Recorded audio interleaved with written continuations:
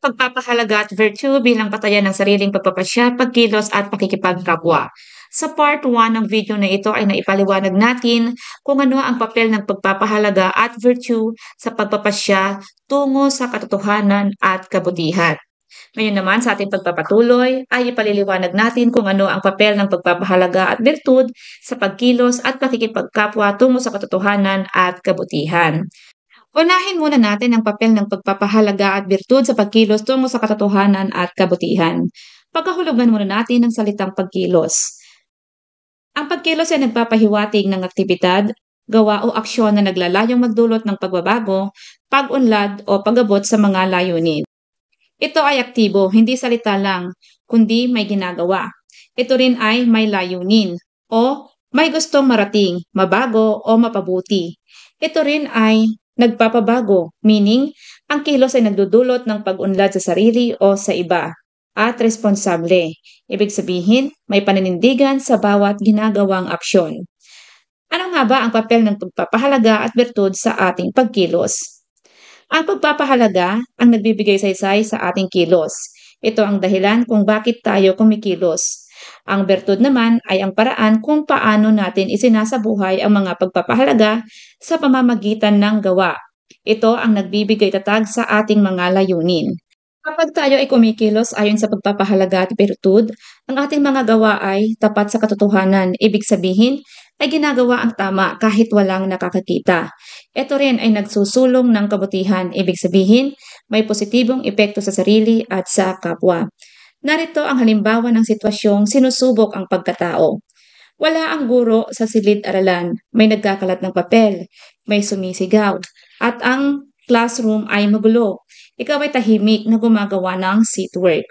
Kung ang pinahahalagahan mo ay disiplina at kaayusan, ang iyong isasagawa ay birtud ng responsibilidad at pagiging ehemplo.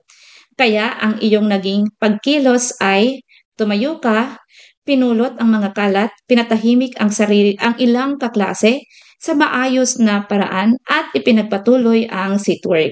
Dahil dito, ang iyong kilos ay naging patunay ng paninindigan sa katotohanan at kabutihan, kahit sa harap ng kaguluhan at tukso ng pagsuway. Ngayon naman ay paliliwanag natin ang papel ng pagpapahalaga at bertud sa pakikipagkapwa tungo sa katotohanan at kabutihan. Ano ba ang pakikipagkapwa?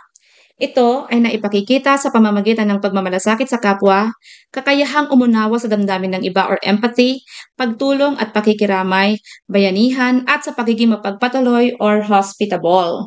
Kapag sinabing pagmamalasakit, ito ay pag-iisip ng kapakanan ng iba.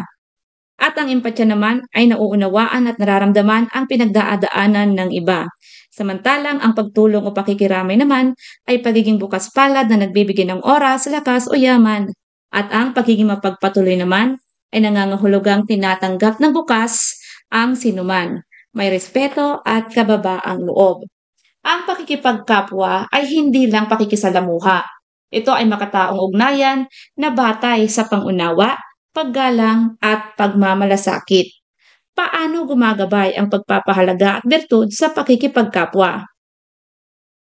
Ang pagpapahalaga sa dignidad ng tao ay nagtutulak sa atin na igalang at tanggapin ang bawat isa.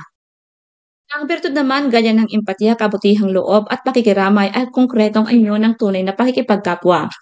Kapag ang ating pakikipagkapwa ay may malasakit, tayo ay nananatili sa katotohanan, tinatrato ang iba ng patas at tapat, at gumagawa ng kabutihan. Nangangahulugan itong nagiging instrumento ng pag-asa at pagkakaisa. Narito ang halimbawa ng sitwasyong sinusubok ang pagkatao. May bagong kaklase ka na tahimik, iba ang pananalita at madalas kinukutya ng ilan. Lahat ay umiiwas sa kanya. Ikaw ay may pagkakataong makisalamuha. Kung ang pinahahalagahan mo ay pakikipagkaibigan at dignidad ng tao, isasabuhay mo ang bertud ng empatya at kabutihang loob. Kaya ang naging paraan ng iyong pakikipagkapwa ay nilapitan mo siya, kinausap ng magalang at ninanyayahang sumama sa inyo. Pinagtanggol mo siya sa mga nambubuska sa kanya. Ang iyong pakikipagkapwa ay naging sagot ng katotohanan at kabutihan dahil pinili mong igalang at ipagtanggol ang karapatan ng kapwa sa gitna ng diskriminasyon. Konklusyon ng aralin. Sa bawat pagpapasya, pagkilos at pakikipagkapwa natin, mahalagang isaalang-alang kung ito ba ay nagmula sa tunay na pagpapahalaga at isinasabuhay na bertud. Ang pagpapasya ay hindi lamang pagpili ng gusto.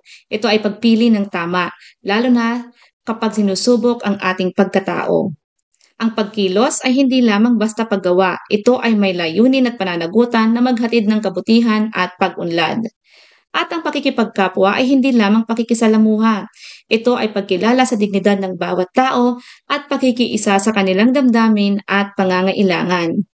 Kapag ang ating mga pagpapahalaga ang nagsilbing batayan at ang bertud ang naging gabay ng ating mga pagtugon, makasisiguro tayong ang ating mga pagpapasya, pagkilos at pakikipagkapwa ay patungo sa katotohanan kung saan pinipili natin ang mga tama kahit mahirap at kabutihan kung saan ang ating mga aksyon ay nagdudulot ng kabutihan hindi lang para sa sarili kundi pati sa iba.